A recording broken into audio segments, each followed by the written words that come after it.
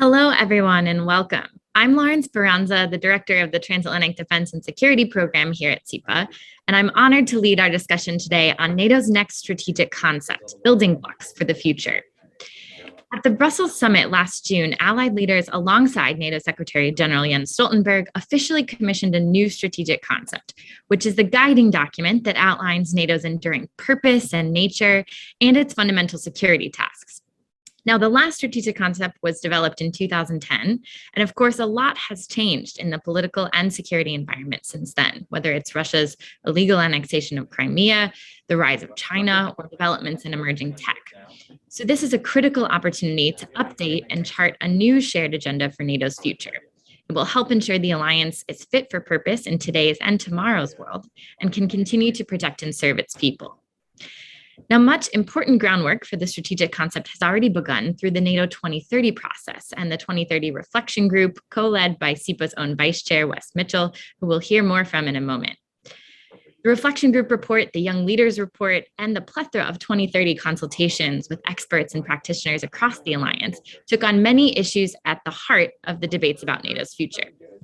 And this resulted in a series of recommendations and work strands that fed into the NATO 2030 agenda adopted at the Brussels summit as well. Now, these important efforts went a long way in driving consensus and paving the way for the next strategic concept. But that said, there remain some contested issues and unresolved questions that will need to be addressed in more detail as the official drafting of the next concept gets underway ahead of its planned release in 2022. And today's discussion is a timely opportunity to dive into some of those issues. And to help us do just that, I am joined by a distinguished group of speakers, including Simona Cojocaru, State Secretary at the Ministry of National Defense of Romania, who directs the Defense Policy Department and has served in a number of roles at the Defense Ministry, as well as Romania's delegation to NATO. And Dr. Wess Mitchell, Vice Chair of the Board here at the Center for European Policy Analysis, who most recently served as U.S. Assistant Secretary of State for Europe and Eurasia from 2017 to 2019. Thank you all so much for being here and offering an array of expert and official perspectives. I would love to start off today by coming to each of you with a kind of scene-setting question, and I'll ask you to take 2 minutes or so just to briefly respond initially, and then from there, we'll move to a range of follow-up questions based on your initial answers and also some of the questions we've collected from our audience. And just a quick reminder for our viewers to please follow along and join in on Twitter by tweeting at SIPA and using the hashtag SIPAForum or FitToLead. So to begin, among other things, part of the purpose of a new strategic concept is to help strengthen Allied cohesion and outline a shared agenda for the future. But given transatlantic rifts recently over a few issues, such as the AUKUS British-Australian-US deal to share nuclear-powered submarine technology, or the withdrawal from Afghanistan, even Nord Stream 2, for example, how would you assess the current state of Allied cohesion as the foundation for this new concept? I mean, part of the impetus for this sort of 2030 process were concerns over maybe whether NATO was brain dead or obsolete. So where are we now on this? And State Secretary Cojocaru, I'd love to start with you. Thank you very much, Lauren. Good morning, everybody. Good afternoon from Bucharest. Again, I would like to thank SIPA for giving me the opportunity to speak this morning. Actually, I remember the insightful discussions we had last year. So for me personally, it's already a tradition to take part in SIPA Forum, and I'm really delighted about this. And thank you for innovative ideas and positive visions that SIPA contributed to security and defense. So, trying to answer to your question, Lauren, I would say that for a country like Romania, NATO is rock solid. So this is my first remark. We are members of the most successful political military alliance in the world, with the ability to rapidly adapt. And I think this is one of the most important issues in our conversation today. So rapidly adapt to any kind of security challenges, having as main objective the defense, the protection of all members equally. I will remember I will recall 2014 Russian aggression on Ukraine. And I think this is an incredible example of cohesion, solidarity, and common action. In a record time, NATO took all necessary political, military decisions to consolidate, to increase deterrence and defense on the eastern flank. And now Romania and the Black Sea region is much safer than before. Of course, there were disagreements in the past, and maybe there will be in the future. But I invite you also all to remember that NATO is a platform of dialogue. And cohesion could be achieved at the end of the day through our capacity to achieve consensus, to have a voice at the table of North Atlantic Council for the sake of the security of more than 1 billion citizens. And we have to find all common ground. So my remark at this point is that NATO is rock solid. We achieved already unity, cohesion, solidarity. Yes, there are disagreements. This is natural. It's crystal clear. We are talking about a 72 years old alliance. But at the end of the day, NATO is about consensus. It's about dialogue. Thank you. Thank you so much, Secretary. It's a good, solid note to start on. And Wess, I would love to hear your thoughts. Do you agree? I mean, I know you've spent a lot of time as part of your role in the reflection group trying to build consensus and foster cohesion and promote this exact kind of dialogue. So how would you assess the state of Allied solidarity right now? Well, thanks for the question, Lauren. And let me just commend you and Alina and the rest of the team at SIPA for putting together really a terrific lineup for this week's forum. And I'm thrilled to be part of the discussion in the panel today. Look, I think you have to start by acknowledging that there are some very significant differences and disagreements in the transatlantic relationship today. You've named a few of the more salient ones.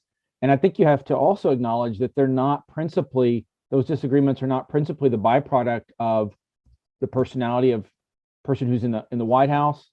They're not optical or semantic. They're rooted in very real differences of interests, strategic interests, and outlook among allies. And therefore, I think they're likely to prove persistent. So that the strategic concept, of course, a new strategic concept can't change the fact of those disagreements.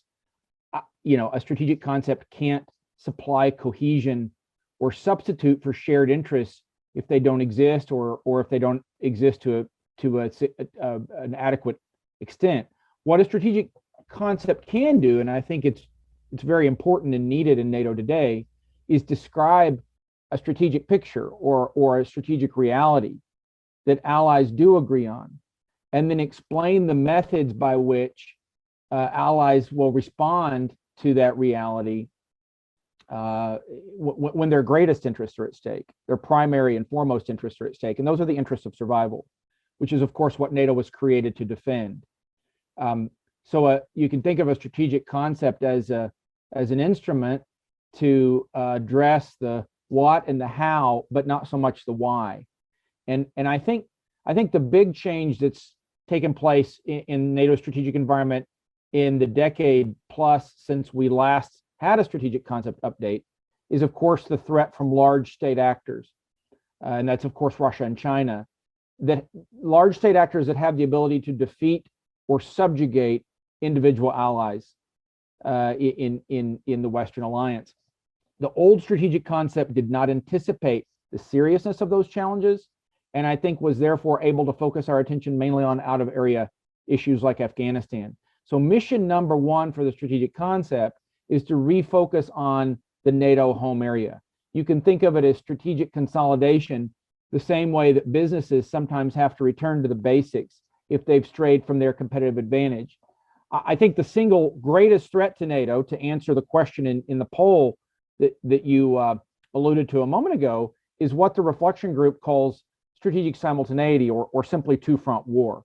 And that is the danger that the United States will face an attack by China in the Asia-Pacific region that requires the majority of our military strength to handle, and that Europe will, in consequence, be open to an attack from Russia that it alone cannot handle. That is the central challenge.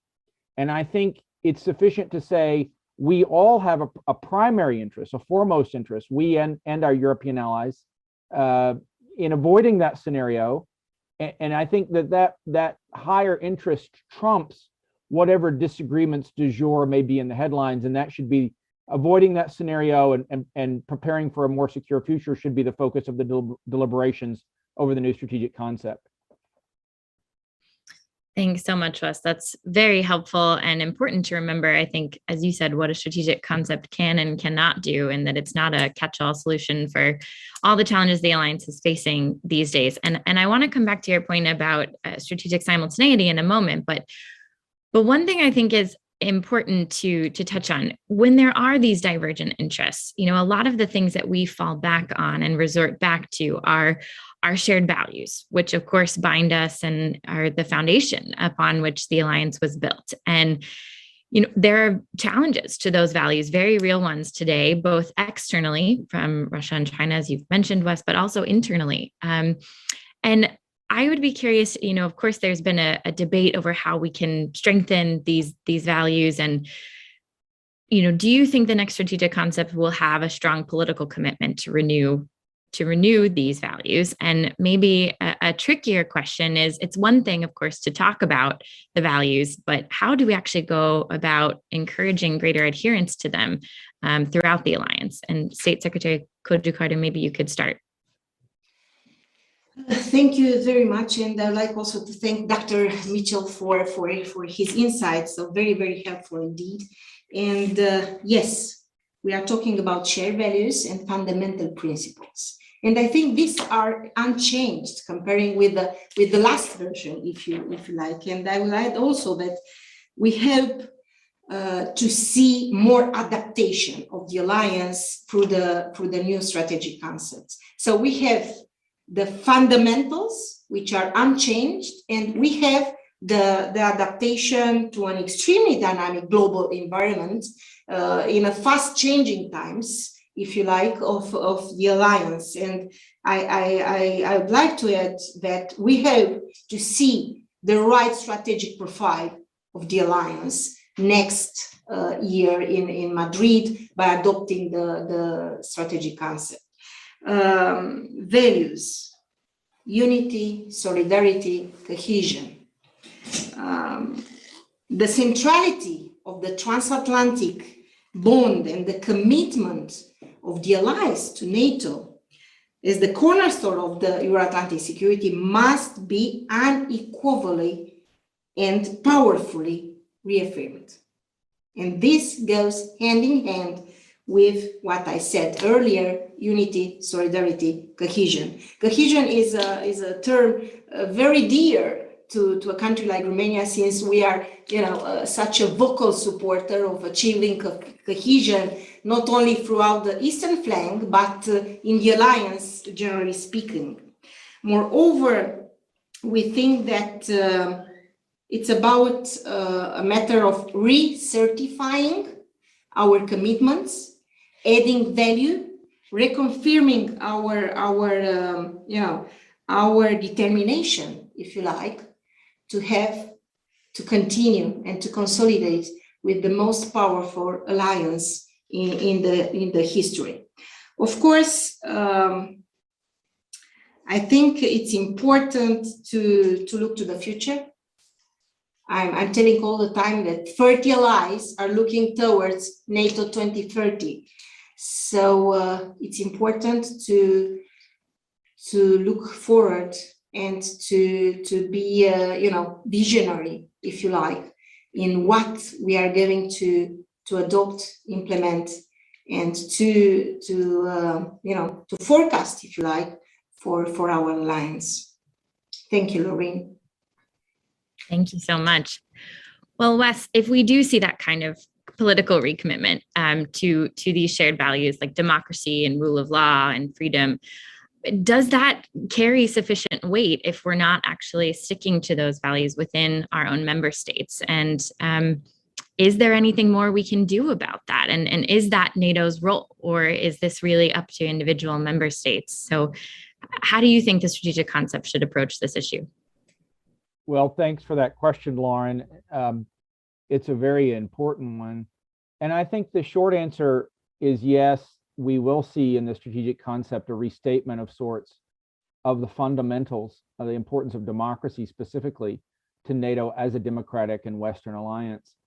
At a moment when our principal adversaries, China and Russia, are despotic in the nature of their regime. So that differentiation matters for both intrinsic reasons within the West, but also competitive and instrumental reasons externally. I think you have to acknowledge that there is a very deep and unsettled division within Western societies about the nature of the values that we all share. And so you have to focus on the main and the plain, especially when you're talking about foreign policy. And those are the tried and true principles of Western political civilization: rule of law, individual liberty, separation of powers. They're articulated in the NATO Charter. But I think you do have to be specific what you're referring to, because there is not a consensus on many aspects of societal values within the United States or our democratic allies. And it's not the job of NATO to go beyond what's in its charter. Beyond that, I would say, based on what I saw in the deliberations of the NATO reflection group, and we devoted a lot of attention, talked to a lot of experts and to all 30 allied governments about this question of the health of democracy and what is NATO's role for bolstering democracy. And it certainly bears restating, and I think the strategic concept will restate, that NATO is an alliance founded on democratic principles, and that departures from that foundation weakens the alliance, as I've said, especially in competition with Russia and China. The question, as you've said, is what is the appropriate role for NATO as a security alliance when it comes to, let's say, policing the democratic fidelity of allies?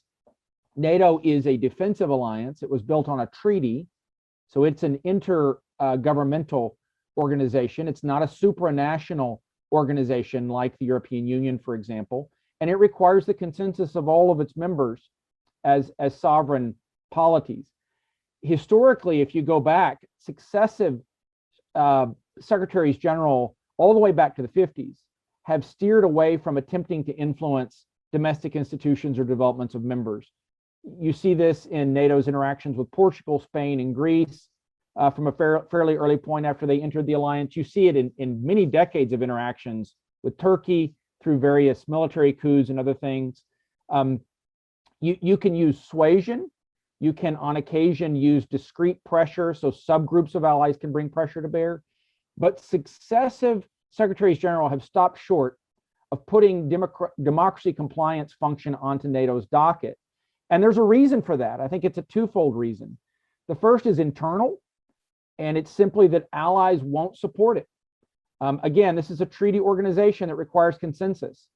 And I think a sufficient number of allies in our reflection group consultations, I think it was a large majority, didn't want NATO to even attempt to take on not even a greater symbolic role in overseeing a kind of tightening of democratic standards within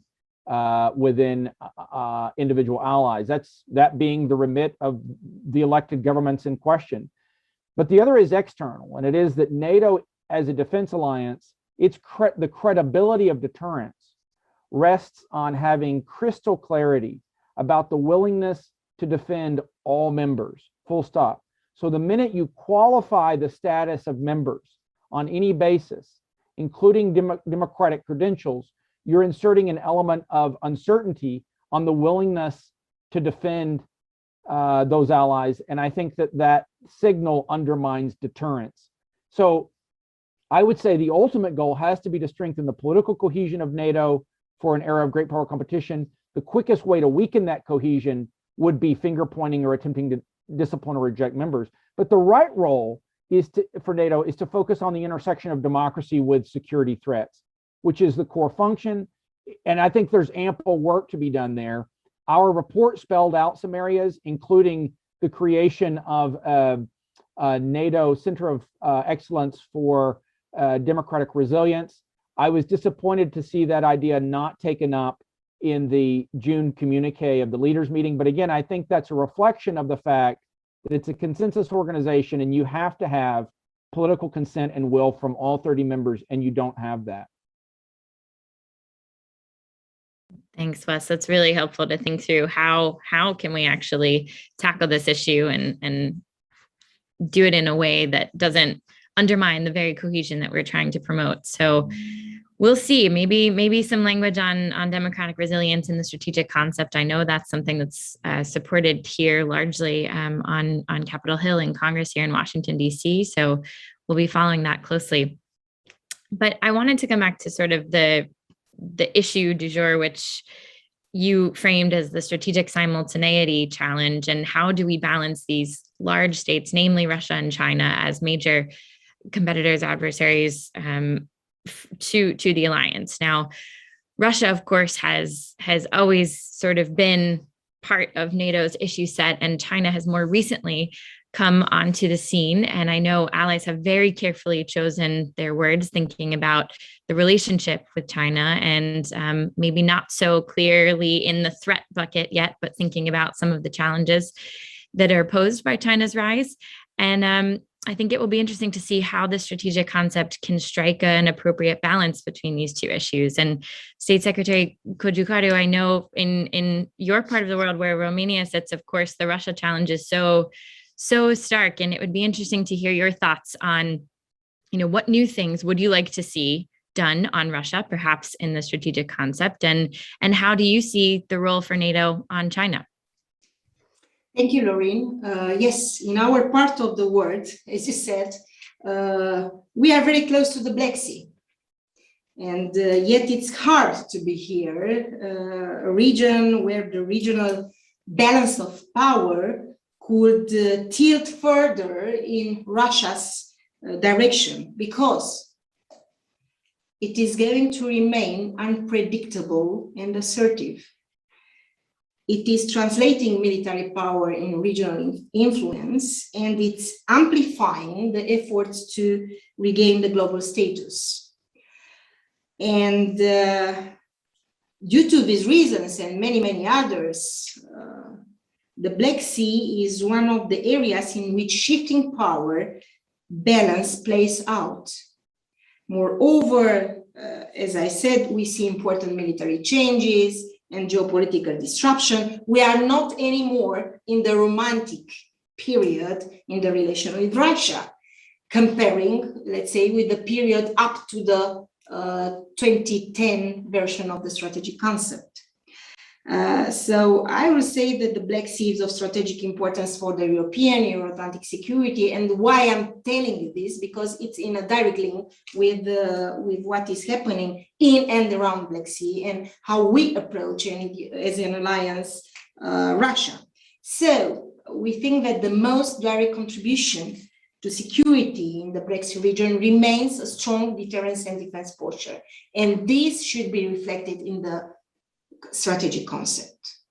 This, alongside the thing that we need indeed a comprehensive strategy for the eastern flank, for the Black Sea, and of course the fact that Article 5 is remaining the primary raison d'etre for our alliance. So this is very, very, very important.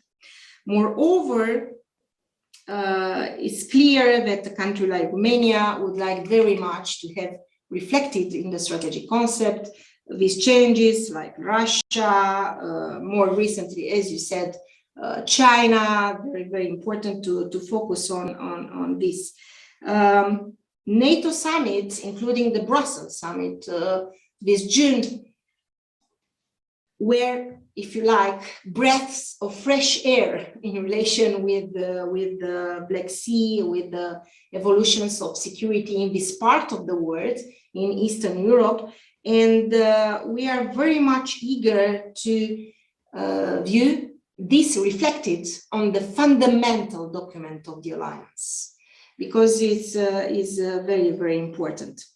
Again, I will not enter into much detail in relation with what is happening here on the eastern flank in relation with Taylor Forward presence and so on, but I will say that we have old, emerging, and future challenges, and we have to be prepared for all, because classical threats and risks are still here. They are not disappeared by the appearance of the emerging and disruptive technologies, by cyber, by propaganda, by emerging China and so on, by COVID-19. So they are still here. And we have to keep a watchful eye, and we have to focus our efforts on this also. Thank you, Lauren. Thanks so much. And you're absolutely right. In the 2010 version, Russia was sort of on track to be a strategic partner. Perhaps some of that language was utterly different than the realities we face today and continued Russian aggression. So I think we will indeed see strong focus on defense and deterrence, and changing the characterization of the threat environment with Russia that way. Wes, maybe I could ask you to lean in a bit. I'm sure you have thoughts on the balance, but specifically on the China issue too, because I know there had been some debate, especially in expert community, about how NATO should be approaching China, given the different types of challenges across the spectrum, whether political, economic, military, and what really NATO should be doing, whether that's activities kind of focused in the European theater or something broader in the Indo-Pacific. So maybe you could say a word about kind of your thoughts on what you think is the right balance, and what should the actual approach to China look like? Sure. Well, that's a great question. And look, I think first it's important to acknowledge that what the three of us are talking about right now, these two large state actors, Russia and China, those are the main threats. And I'm happy to share my thoughts on how you balance that. But just as an overarching comment, I did notice, unless I misread the poll, the questions that Geisha put up a minute ago, I didn't see Russia and China listed as even a possibility of the greatest security issue or threat facing the alliance. I think, and it's important to acknowledge this, because Russia and China are, of course, these are purposeful actors. They are large states. They're not inanimate objects. So you couldn't say the greatest security issue or threat facing NATO is, for example, technological change or slippage of democratic standards. It's very specific. It's state actors. It's intentional, and backed by state level capability. So I think it's important to recognize that. I think it's a sound principle of strategy, both in political sense and in a military sense, that you prepare to deal with the most dangerous threat that you face, the thing that can undermine your existence or throw off the entire game, so to speak. And you assume on that basis the ability to handle downstream or smaller threats. And I think that's a sound principle that NATO needs to apply when it looks at the threat horizon.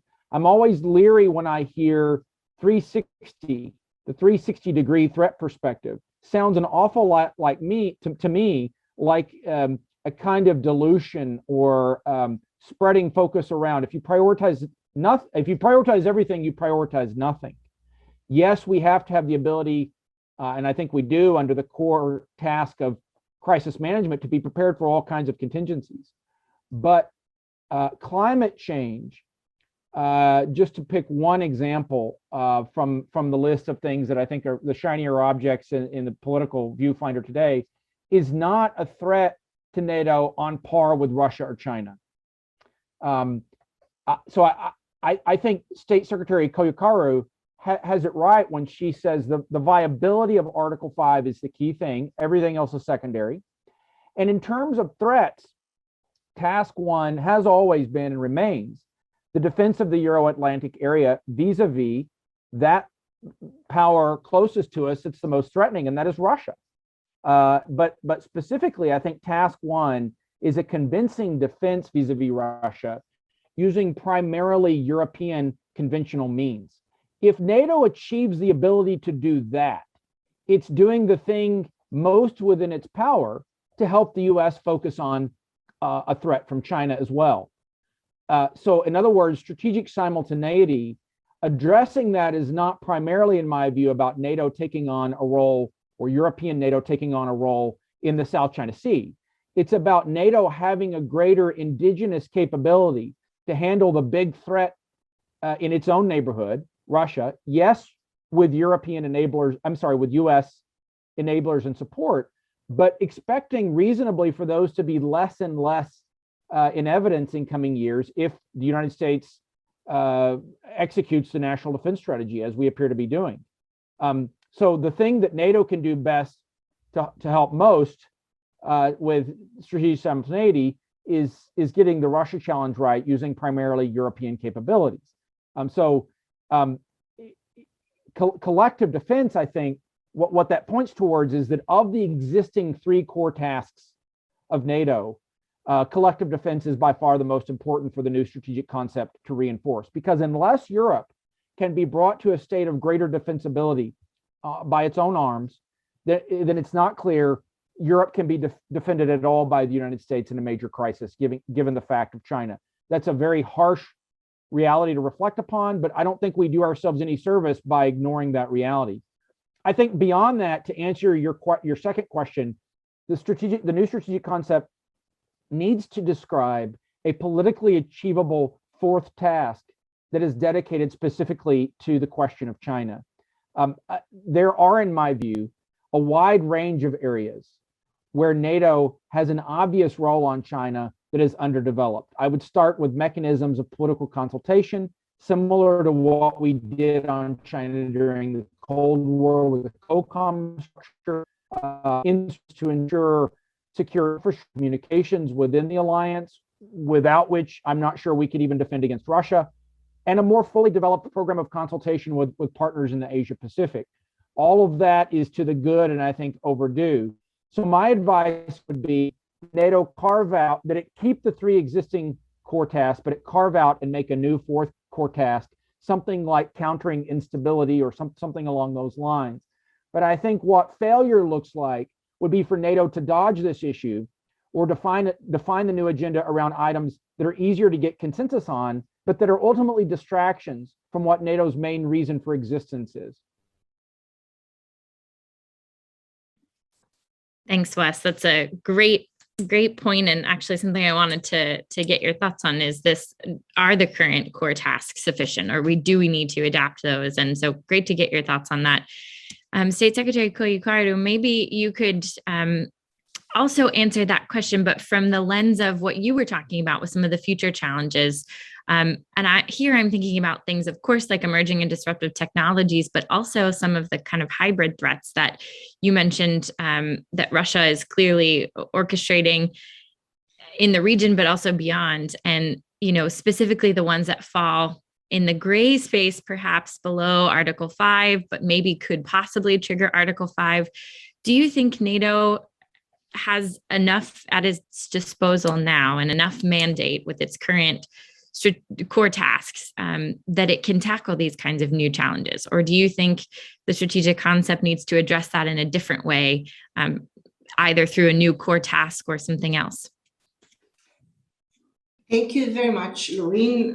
One point in relation with China, I will start with, as NATO Secretary General mentioned just this Monday, when he virtually met with a state councillor and the Minister of Foreign Affairs of the People's Republic of China, the alliance does not see China as an adversary, and NATO Secretary General welcomed the dialogue and called on Beijing to act responsibly in the international system, and moreover, in the last NATO summit back in June.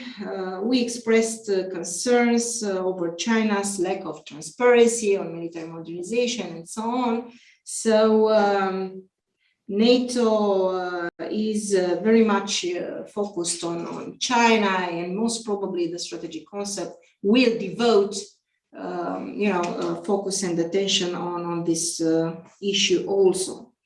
On what you have mentioned, multiple nature of challenges and how this could be reflected, or if NATO is equipped with the instruments or means to counter these threats. As I said, we are very much aware that we have not only to confront threats from a contiguous neighbor like Russia, as we have discussed earlier on, but also to find answers and solutions to the challenges posed by these new challenges, which, by the way, are not anymore new.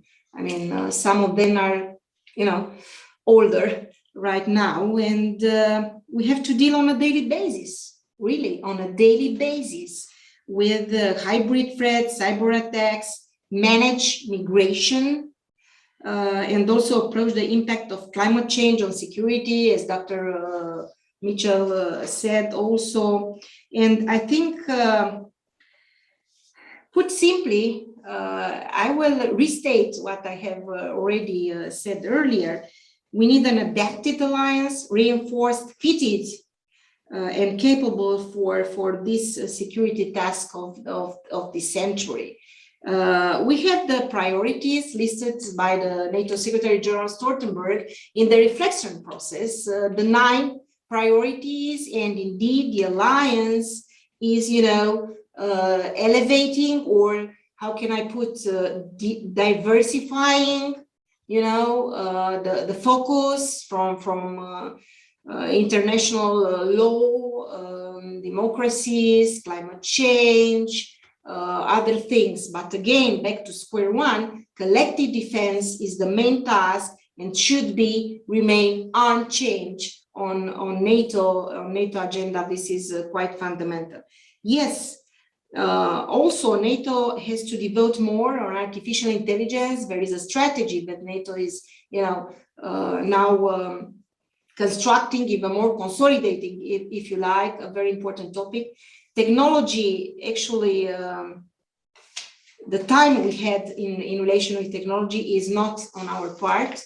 This is crystal clear, and we have to do more in relation with all these evolutions, space, and also, cyber and hybrid. And by the way, Romania offered to host an Euro-Atlantic Center for Resilience here in Bucharest.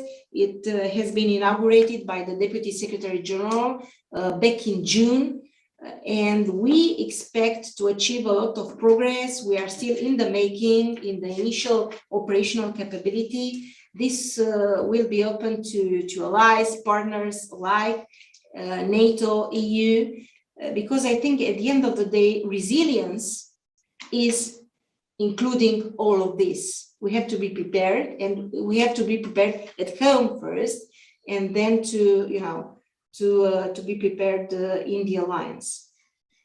Yep. Thank you so much. And I think you're absolutely right. It's increasingly clear that some of these technologies and this ability to be resilient is increasingly part of our collective defense. So great to see all of the excellent work that Romania is doing on this, and that the Alliance has begun on these issues as well. Well, I know we're coming down to the end of our time, but Wess, I would love to squeeze in one more question to you about what you mentioned earlier in the conversation. The 2010 strategic concept was more focused on kind of out of area operations, and the shift here is more about a shift back to defense of the Atlantic area and kind of back to basics on homeland defense and deterrence. Now, I can't help but think, of course, of all of the recent events in Afghanistan and what the sort of future of the out of area activities or the projecting stability agenda might look like in the new strategic concept. And I know it's too early to fully understand the implications of all of the events in Afghanistan, but do you think the alliance will continue to engage in these types of activities beyond its borders? Well, that's a terrific question, Lauren, and it's hard to. I think, given all the factors that we can see at present, the main geopolitical focus that we increasingly have on China and Russia, and just the bandwidth. If you look at where the NDS has the United States military focusing on procurement and equipping itself for the future, it's going to be a military that's less and less suited for counterinsurgency operations and more littoral combat setting. And I think you see a similar process underway in European militaries that are relinquishing some of the focus that has built up over the last 20 years to have a light and quickly deployable counterinsurgency type force that's a bolt-on to the US military and more traditional territorial defense. My view is that given the strategic realities we've described on this call, that is the correct course of action and focus. But of course, life is unpredictable. You don't know what threats are going to emerge. I think there is a residual knowledge base in Western militaries and a residual equipment base to deal with certain low intensity threats. But I would say for the foreseeable future, we would expect to see, and certainly under the auspices of a strategic concept, I don't expect to see a lot of bandwidth given to out of area operations. I think that mantra from the early 2000s of out of area or out of business is in some ways now inverted, that it really is about being back within the home area and mastering the main and plain, as I said a minute ago, the ability to defend Europe. However, I think there are issues in the European neighborhood that have the potential to produce instability that NATO does have a proper role that is something well short of deploying military assets. I think, for example, of the partnerships that NATO operates in North Africa and the Middle East, those are important tools. And I think they're tools that have not always been utilized well in the past. I was surprised in the work of the reflection group to find the extent to which NATO partnerships at present are underutilized as strategic tools. They do not draw upon predictable common funding, for example. They're funded on a voluntary basis by allies, and as a result, you get partnerships reflecting the individual preferences and whims of what individual allies that sponsor them may be interested in. So I think you could have a much more strategic use of partnerships in the greater Middle East and North Africa region to the south of Europe, and do a lot of good in terms of managing the ripple effects of insecurity from those places. But in terms of high intensity, large deployment of force outside of the Euro-Atlantic area, I'm skeptical that anything in the near future is likely to bring that about. I think the focus is going to remain on Russia first, and secondarily and mainly politically China. Thanks, Wes. Great way to round us out. Well, we really covered a lot of ground. Thank you both so much for offering your thoughts and insights. And I know this conversation is only going to continue to build in the next few months as the official drafting of the strategic concept gets underway. But thank you all so much for sharing your insights. I hope all of you will stay tuned for the rest of today's stellar program, which will be really fantastic. And with that, let me pass back to our host at SIPA, Geisha Gonzalez.